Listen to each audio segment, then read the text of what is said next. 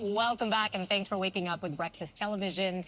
In today's diverse world, inclusive parenting, it's more important than ever. Joining us now to share different ways families can prepare the next generation to be kinder and more inclusive is inclusive leadership expert and DEI strategist Karen Craggs. Thank you for coming in today. Thank you for having me. Wow, is this conversation more important than ever in many ways in this climate that we are in, 2025, but we start with the young ones. Why is it so important to talk about this and be an inclusive parent so that you can have these conversations?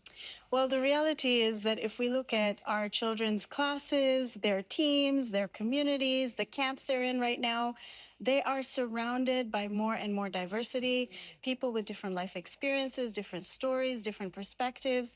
And as parents, we have the opportunity, and I would say the responsibility, to help shape their perspective and experience so that they're grounded in who they are, but they're also caring and compassionate with people who are different from themselves. I love this, just to be a good person, right? To see the world in different ways. So now comes the part about the conversations. And I think just even in my circle of parenting friends, they can be difficult conversations depending on what you're talking about. So how do you even begin? What do you say to your children, I guess, age appropriate? Absolutely. So the first thing is be age appropriate. The second thing I think is take the time to think about your core values as a family and ground the conversations you have around core values, but look for small opportunities. I think one of the things that parents kind of feel overwhelmed by is this is a big conversation. Really, it should be an everyday touch in, talk about, bring up every once in a while. What kind of people are in your hockey team? Did you meet anyone different? Oh, we had someone who's never played hockey before. Let's talk about it. And so you bring it up every day in small ways. And then I would say that I have a 3-part framework that is really helpful that I share with parents and families. It's about noticing. So if something happens in the news or at school, noticing and acknowledging, what did you hear? What did you see? The second part is really talking about naming it. So let's say somebody says there was a girl in school, she had a disability, people didn't play with her and she was crying today. So we've noticed it, now we name it. Well, that's actually called ableism. What does ableism mean? It means that people are uncomfortable with people who are different from us, but actually, in fact, there's nothing wrong with them. So having that conversation by naming it and then helping them navigate. So that's the third one. And when we talk about navigating, it's really helping them unpack, is this a stereotype? Is it true about everybody? Is this our value? Do we agree with what we saw and heard? How would we respond? And what can we do tomorrow to make that situation better? A lot of these conversations are so great with young ones. So I have a 9-year-old, and I'm hopefully doing all of these things and implementing what you're talking about.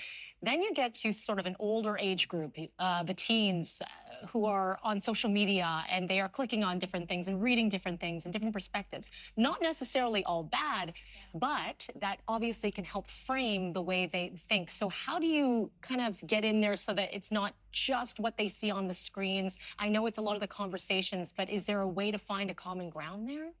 Absolutely. So one thing that I really enjoy is debriefing with them about what's happening in their own lives. Maybe they went to a concert, maybe they, hung out with a friend, and just starting with that as a starting point and then having conversations with them. And anytime I hear anything that brings up an opportunity to talk about diversity, inclusion, being respectful, being empathetic, I have that conversation with them, but I don't impose it on them. Right. I just look for opportunities to say, let's talk about it. What are your feelings about how that person was treated? What would you do differently? And I find that teens are actually surprisingly very aware of dynamics beyond the house, and that they have formulated opinions that sometimes we don't take the time to ask about and listen and engage in a conversation with them about. So this is a perfect time to do that. Allow them to use their own voice. Yeah. You're right. I think sometimes we want to solve things for them. We want to do it for them and tell them this is how it should be. But when we step back and give them the tools, that creates a different conversation, a different dialogue, doesn't it? And I've been so surprised and so proud of my children when I've asked, what is your perspective on something? And they've surprised me. And I realized, oh my gosh, all my parenting has worked. Yes. Like, they're decent human beings and I'm so proud of them. Not always, not every moment, but we're all growing, we're all learning. And sometimes I have to say, well, I don't agree with that. Right. But you'll be surprised when you engage in those conversations, how much they've already taken in from you and we can learn. And yes, we can I learn love as that well, too. right? Yes. Beautiful. Where can people find out more from you? You can find me at KarenCraggs.com. And also, I'm on Instagram, the Karen Craggs. And I'm very easy to find and love having these conversations. Very Thank you. wonderful to talk to. The Karen Craggs. Thank The you so Karen much. Appreciate it.